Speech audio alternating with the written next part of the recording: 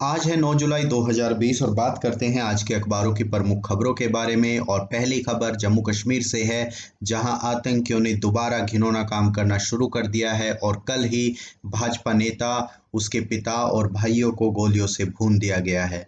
मैं आप लोग को बता दूं कि उत्तरी कश्मीर के बांडीपोरा जिले में आतंकियों ने बुधवार रात बड़ा हमला किया और आतंकियों ने भाजपा की प्रदेश कार्यकारिणी के सदस्य और पूर्व जिला प्रधान शेख वसीम उर्फ वसीम बारी के भाई और पिता की गोली से भूनकर हत्या कर दी। उमर भाजपा की युवा जिला इकाई के सदस्य थे, जबकि उनके पिता बशीर शेख भाजपा के जिला उपाध्यक्ष रह चुके हैं।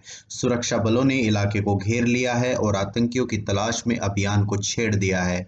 पुलिस ने भाजपा नेता की सुरक्षा में तैनात 10 पुलिसकर्मियों से भी पूछताछ शुरू कर दी है। मैं आप लोग को बता दूं कि रात करीब 8:50 में सब चलित हथियारों से लैस आतंकियों का एक दल बांडीपोरा के मुस्लिमाबाद इलाके में आया। आतंकियों ने शेख वसीम के मकान की निशानदेही की। उस समय भाजपा नेता अपने भाई और पिता संग मकान के साथ सटी अपनी दुकान पर ही थे। चलिए बढ़ते हैं अगली खबर की तरफ और अगली खबर है चीन से। चीनी सैनिकों ने हॉट स्प्रिंग का इलाका खाली करना शुरू कर दिया है। मैं आप लोग को बता दूं कि पूर्वी लद्दाख में गलवान घाटी के हॉट स्प्रिंग इलाके से चीनी सैनिक अब पूरी तरीके से पीछे हट गए हैं और एलएसी पर अतिक्रमण के पॉइंट से चीनी सैनिकों का वापस लौटना लगातार तीसरे दिन भी जारी रहा।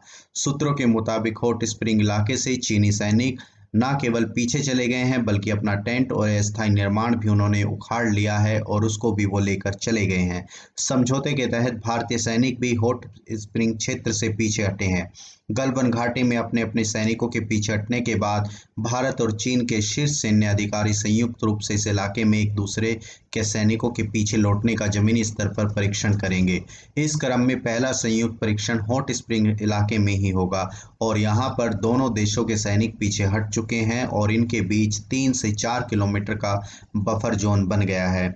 मैं आप लोग को बता दूं कि हॉट स्प्रिंग के पेट्रोलिंग पॉइंट 15 से चीन और भारत दोनों ने अपने सैनिकों को पीछे हटाने की प्रक्रिया बुधवार को पूरी कर ली। इसी तरह गोगरा इलाके में पेट्रोलिंग पॉइंट 17 और 17A से भी चीनी सैनिक पीछे हटने को तैयार हो रहे हैं।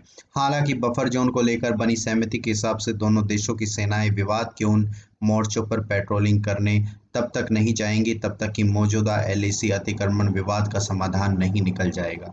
बढ़ते हैं अगली खबर की तरफ और अगली खबर अमेरिका से है। अमेरिका डब्ल्यूएचओ से औपचारिक तौर पर अलग हो गया है। मैं आप लोग को बता दूं कि डोनाल्ड ट्रंप प्रशासन ने अमेरिका को विश्व स्वास्थ्य संगठन, जिसको डब्ल्यूएचओ भी कहते हैं, उसकी औपचारिक सदस्यता से खुद को अलग कर लिया है। अमेरिका ने अपने इस फैसले से संयुक्त राष्ट्र महासचिव को भी अवगत करा दिया है। अमेरिकी राष्ट्रपति डोनाल्ड ट्रंप कोरोना महामारी से निपटने को लेकर संयुक्त राष्ट्र के स्वास्थ्य निकाय की आलोचना करते रहे हैं। उन्होंने अप्रैल में उसकी फंडिंग को रोक दिया था। संयुक्त राष्ट्र के महासचिव के प्रवक्ता स्टीफन दुजारिज ने कहा है कि अमेरिका ने डब्ल्यूएचओ से हटने के बारे में महासचिव को जानकारी दे दी है और महासचिव आगे की प्रक्रिया पर विचार कर रहे हैं। शीर्ष डेमोक्रेट रॉबर्ट मेंडेज ने ट्वीट कर कहा कि महामारी के बीच ट्रंप का यह फैसला अमेरिका को अलग थलग कर देगा। अमेरिका 6 जुलाई 2021 के बाद डब्ल्यूएचओ का सदस्य नहीं रह जाएगा।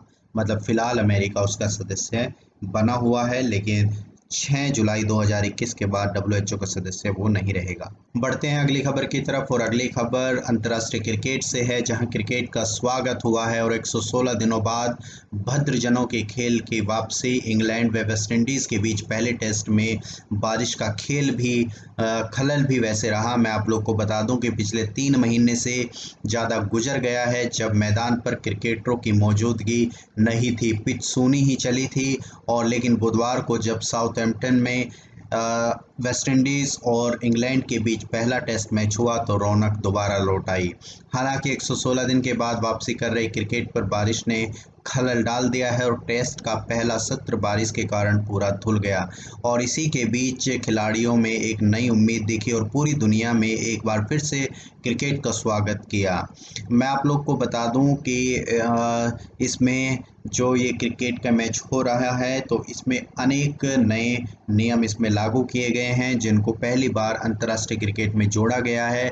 और अगर कोई कोरोना संक्रमित खिलाड़ी पाया जाता है तो उसकी जगह नए खिलाड़ी को मौका दिया जा सकता है।